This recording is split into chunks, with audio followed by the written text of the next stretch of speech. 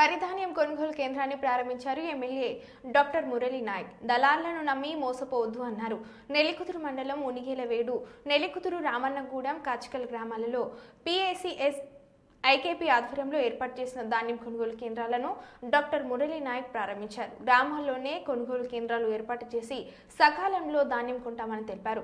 సన్న రకం వడ్లకు క్వింటాలకు 500 రూపాయల బోనస్ ఇచ్చి ప్రభుత్వం ప్రోత్సహిస్తుంది. రైతులు ప్రభుత్వ కేంద్రాల్లోనే ధాన్యం విక్రయించాలని, దళార్లను నమ్మి మోసపోవద్దని సూచించారు. ఈ కార్యక్రమంలో నేతలు, అధికారులు పాల్గొన్నారు.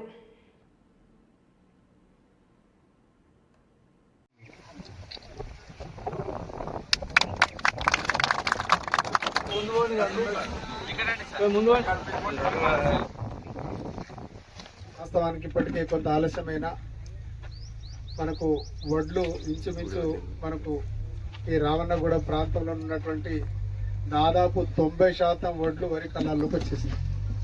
ఇంకా కేవలం 10% ఉంది.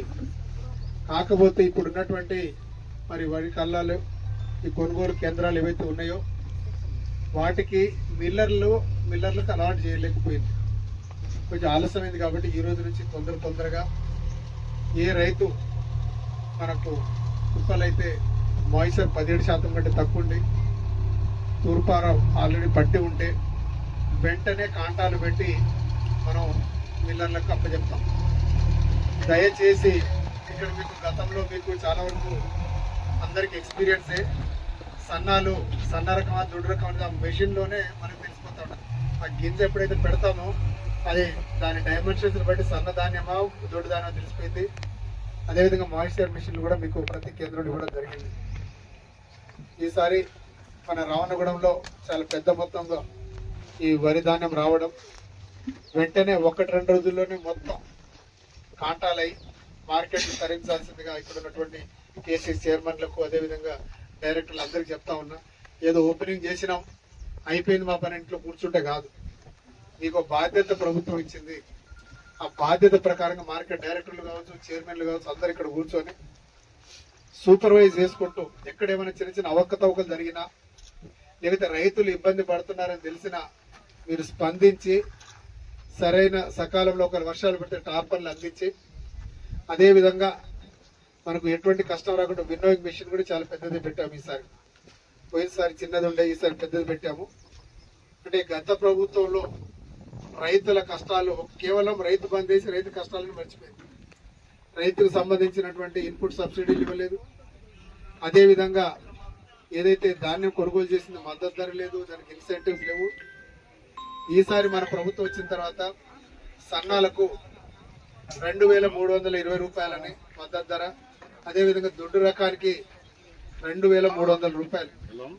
దాంతో పాటు ఎవరైతే సన్నాలు వేస్తారో వాళ్ళకి 500 రూపాయల బోనస్ కూడా ప్రకటించడం జరిగింది.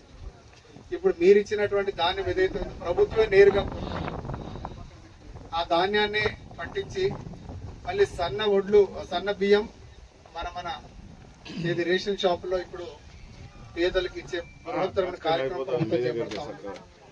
ప్రతి పేదవాడు రేషన్ కార్డు ఉన్నవాడికి ప్రతి ఒక్కరికి ఒక తలక మీద 6 కిలోల సన్న బియ్యం ఇచ్చుకుంటూ, అదేవిధంగా ఒక ఇంట్లో 5గురు ఉంటే 30 కిలోలు సన్న బియ్యం. ఇట్లాంటి గొప్ప కార్యక్రమం. నాకు తెలిసి నా చిన్నప్పుడు ఆ దొడ్డు బియ్యమే దొరకపోయేది తినాలంటే.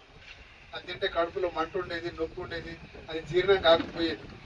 వాస్తవానికి పేదోడు సంవత్సరం పొడుగుతా ఏదైనా పండగలకే సన్న బియ్యం తెచ్చుకొని ఇంట్లో ఎవరన్నా మన చుట్టాలు వచ్చినా కూడా సన్న బియ్యం వండి పెట్టేది. మిగతా రోజుల్లో దొడ్డు బియ్యం తినేది. అటువంటిది మన ముఖ్యమంత్రి వర్యులు రేవంత్ రెడ్డి గారు, అదేవిధంగా పౌర సరఫరాల శాఖ మంత్రులు ఉత్తమ్ కుమార్ రెడ్డి గారు, అదేవిధంగా తుమ్మల నాగేశ్వరరావు గారు వ్యవసాయ శాఖ మంత్రులు ముగ్గురు కలిసి ఒక మంచి పథకం, పేదోళ్లకు 2 పూటల సన్న బియ్యం తోటి భోజనం చెయ్యాలని ఒక బృహత్తరమైన ఆలోచన చేసుకొని మనం వానాకాలం వరేక ముందే మీకు బోనస్ ఇస్తామని ప్రకటించడంతో దాదాపు వానాకాలంలోనే 80 నుంచి 90% వరకు సన్నోట్లు వేసింది. ఈసారి ఆగస్టులో పడ్డ వర్షాలు ఇప్పటివరకు మళ్ళీ వర్షాలు లేవు. మధ్యలో ఏదో గాలి దుమారం వచ్చింది కానీ వర్షం లాగా లేదు. ఉన్న పంట నష్టం చేసిపోయింది.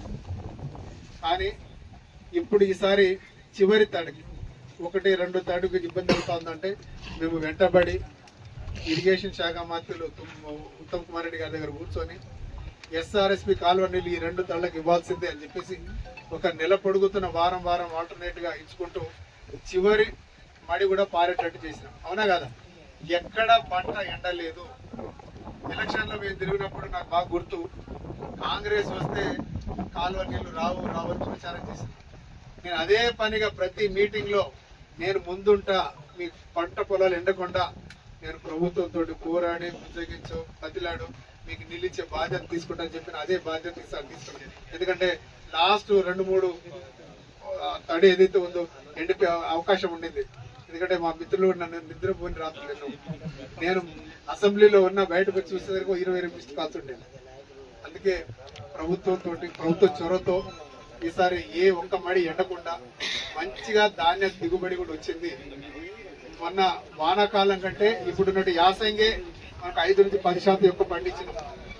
ఈ ధాన్యాన్ని ప్రభుత్వమే కొంటుంది కాబట్టి మీరు మంచిగా ఏదైతే ధాన్యం ఉందో మీ పొలంలోనే మంచిగా ఎండిన ధాన్యాన్ని అక్కడే తూర్పారపట్టి ఇక్కడ తీసుకొస్తే 1-2 రోజుల్లోనే మీకు కాంటాలు పెట్టి మార్కెట్కి తరలించే బాధ్యత